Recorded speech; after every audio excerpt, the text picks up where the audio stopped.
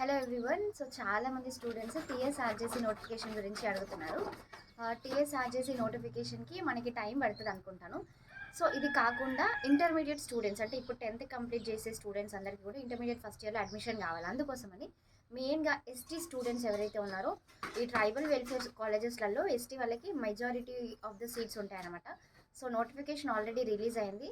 Application link పైన డిస్క్రిప్షన్లో provide చేస్తాను. అండ్ అలాగే దీనికి మినిమం 7 గ్రేడ్స్ ఉంటే సరిపోతుంది అంటే అప్లికేషన్ చేసుకోవడానికి. ఎవరైనా కూడా అప్లికేషన్ చేసుకోవచ్చు. మీరు గవర్నమెంట్ స్కూల్లో చదువుకున్న, ఆశ్రమ పాఠశాలలో కానివ్వండి, కస్తూర్బా కానీ దేంట్లో చదువుకున్నా కూడా మీరు ఎలిజిబుల్ అప్లికేషన్ చేసుకోవడానికి.